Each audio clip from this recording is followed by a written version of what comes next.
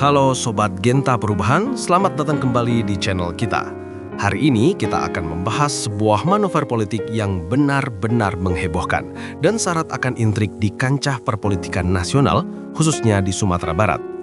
Sebuah langkah yang menyilangkan dua kutub ideologi yang selama ini dikenal berseberangan, Partai Solidaritas Indonesia atau PSI dan Partai Keadilan Sejahtera atau PKS. Bayangkan ini, seorang anak dari Gubernur Sumatera Barat yang juga Ketua Majelis Pertimbangan Wilayah PKS kini memimpin PSI di provinsi yang sama. Ya, kita bicara tentang penunjukan Taufikur Rahman, putra Gubernur Mahyaldi Ansarullah sebagai Ketua Dewan Pimpinan Wilayah PSI Sumatera Barat. Ini bukan sekedar pergantian kepemimpinan biasa, ini adalah sebuah pertaruhan politik dengan implikasi besar. Mari kita bedah tuntas. Mengapa PSI sulit di ranah Minang? Pertama-tama, mari kita pahami dulu mengapa langkah ini begitu signifikan. PSI sebagai partai yang mengklaim mewakili kaum muda, nasionalis dan progresif, selama ini memang kesulitan menembus pasar politik Sumatera Barat, dan ini bukan tanpa alasan. Yang pertama, ideologi yang berseberangan. Sumatera Barat adalah lumbung suara partai-partai Islam dan konservatif. Masyarakat Minangkabau yang mayoritas Muslim sangat kuat memegang prinsip adat basandi syara, syara basandi kitabullah. Adat bersandar pada syariat, syariat bersandar pada kitabullah atau Al-Quran. Ideologi PSI yang cenderung sekuler nasionalis dengan fokus pada pluralisme dan modernitas seringkali dianggap tidak sejalan dengan nilai-nilai dominan ini. Ada jurang ideologis yang lebar di sana. Yang kedua, kurangnya tokoh lokal kuat. PSI belum berhasil melahirkan atau merekrut tokoh-tokoh lokal yang memiliki pengaruh kuat dan akar budaya yang dalam di Sumbar. Masyarakat di sana masih sangat menghormati figur ulama, ninik mama atau tokoh masyarakat yang sudah teruji. PSI belum punya jagoan lokal yang bisa bersaing. Yang ketiga, struktur dan jaringan lemah. Sebagai partai relatif baru, struktur partai PSI di Sumbar belum sekuat PKS, Gerindra atau Golkar yang sudah puluhan tahun membangun basis dari tingkat provinsi hingga desa. Ini membuat mereka kesulitan dalam memobilisasi massa dan menggarap suara. Yang keempat, stigma anti-Islam. Terlepas dari klarifikasi PSI, beberapa narasi politik di masa lalu yang mengaitkan mereka dengan isu-isu sensitif seperti penolakan perda syariah, anti-poligami, atau kritik terhadap partai Islam sedikit banyak menciptakan persepsi negatif di kalangan pemilih konservatif di Sumbar. Dan hasilnya, PSI belum berhasil meraih satupun kursi baik di DPR di Provinsi Sumatera Barat pada pemilu 2019 maupun di pemilu 2024 yang baru saja usai. 0 kursi. Ini menunjukkan betapa terjalnya medan perjuangan mereka di ranah Minang.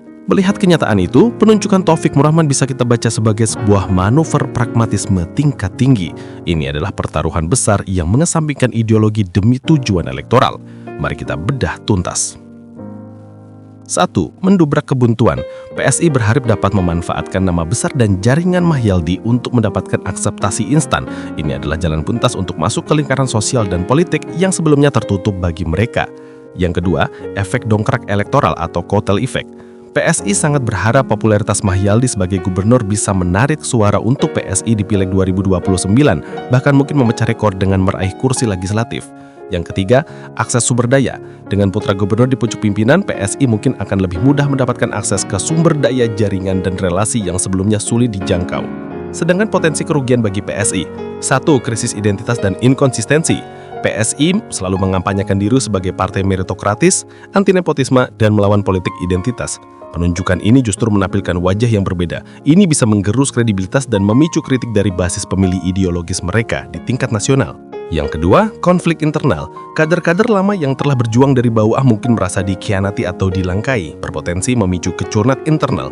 Sedangkan bagi PKS, apa implikasinya? 1. Dilema citra. Di sisi lain ini menunjukkan betapa kuatnya pengaruh personal Mahyaldi. Tapi di sisi lain, ini memunculkan pertanyaan di basis PKS. Apakah ideologi sudah tidak relevan lagi di keluarga petinggi partai? Yang kedua, fragmentasi pengaruh. Loyalitas pemilih Mahyaldi bisa terpecah. Sebagian mungkin tetap di PKS, sebagian lagi tertarik ke PSI yang dipimpin putranya. Ini bisa menjadi pedang bermata dua bagi PKS di Sumbar. Yang ketiga, strategi jangka panjang PKS. Beberapa spekulasi muncul, apakah ini strategi PKS untuk memperluas pengaruh politik ke spektrum yang berbeda, atau upaya mengamankan posisi keluarga di masa depan. Ini adalah strategi yang sangat berisiko, karena bisa jadi anak panah yang dilepaskan justru berbalik arah. Dari sisi psikologi politik, keputusan ini bermain di dua ranah persepsi pemilih yang kontras.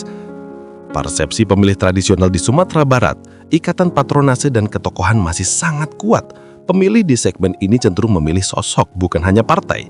Bagi mereka, Taufikur Rahman adalah putra Pak Gubernur, sebuah label yang jauh lebih kuat daripada logo PSI.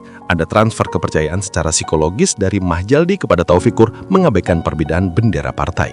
Mereka akan berpikir, pasti ada sesuatu yang baik jika anak gubernur yang memimpin. Sebaliknya, bagi pemilih yang lebih kritis, umumnya anak muda perkotaan atau kaum terpelajar yang jadi target PSI, langkah ini akan dipandang dengan sinisme. Ini adalah bukti nyata bahwa politik dinasti dan nepotisme masih berkuasa, mengalahkan idealisme partai. Ini akan menciptakan disonansi kognitif. Partai yang anti nepotisme kok malah melakukannya? Ini bisa mengikis dukungan dari segmen yang paling ingin dirangkul PSI. Ujian sesungguhnya dari manuver ini adalah pada pemilihan umum 2029. Jika PSI berhasil meraih kursi signifikan di Sumbar 2029, maka strategi jalan pintas ini akan dianggap sukses. Ini akan menjadi presiden bahwa popularitas instan dari ketokohan lokal bisa mengalahkan perjuangan kaderisasi ideologis. Namun jika PSI tetap gagal, ini akan menjadi bukti bahwa popularitas pinjaman tidak cukup untuk membangun basis partai yang solid. Sorotan tajam akan tertuju pada Taufikur. Ia harus membuktikan kapasitas dan visi politiknya sendiri, bukan hanya bayang-bayang ayahnya. Kegagalannya akan semakin menguatkan tuduhan nepotisme. Jika strategi ini berhasil, kita bisa melihat bergeseran peta politik di Sumatera Barat. Dominasi PKS dan partai Islam lainnya mungkin sedikit terganggu. Bisa jadi, ini membuka ruang bagi koalisi-koalisi yang baru yang sebelumnya tak terbayangkan.